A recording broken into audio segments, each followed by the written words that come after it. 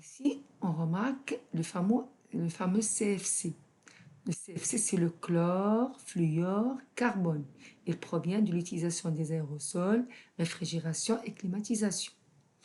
Alors, ce gaz, cette association de, donc ce gaz, association de trois atomes, le chlore, carbone et fluor, se trouve dans l'espace, dans l'atmosphère. Alors, une fois dans l'atmosphère, donc c'est un gaz qui est très volatile et peut arriver à la haute atmosphère. Sous l'effet des UV, ce composé va se dissocier et le chlore va être libéré. Alors, ce chlore libéré va rentrer en action avec l'ozone. Cl plus O3, ça donne ClO plus O2.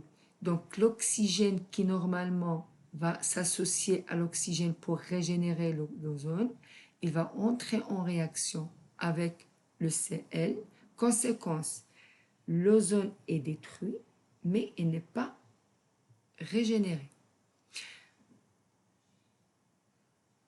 J'ai oublié de vous dire un truc, je suis obligée de voir un peu loin, désolé. Je parle de cette réaction. Donc cette réaction, elle va dans les deux sens. Donc O plus O2 donne O3.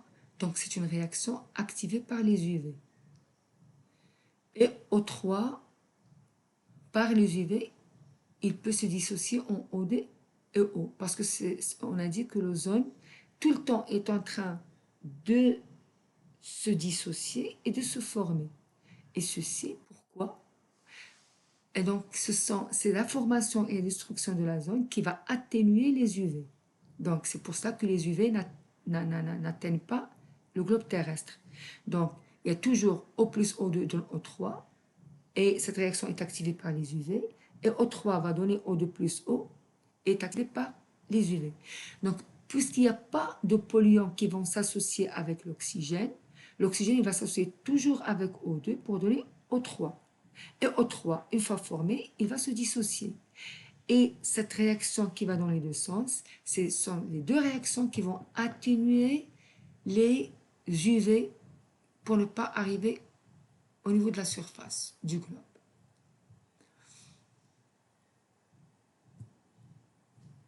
Mais quand il y a le chlore dans l'atmosphère, O3 va se dissocier, il va donner O2 plus O, voici le O2, mais le O, il va s'associer avec le Cl.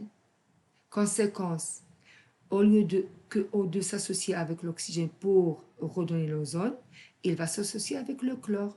Conséquence, l'ozone va se détruire, comme vous le voyez ici, mais il n'est pas régénéré. Parce que pour qu'il soit régénéré, il faut que l'oxygène se mette en réaction avec l'oxygène. Et puisqu'il y a le chlore, il se met en réaction avec le chlore. Donc l'ozone se détruit, mais il n'est pas régénéré. C'est ce qui explique l'augmentation de ClO dans l'atmosphère. Alors ici, on a expliqué la relation entre la diminution de l'ozone et l'augmentation de ClO.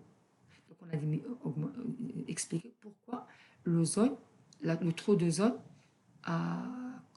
continue à augmenter.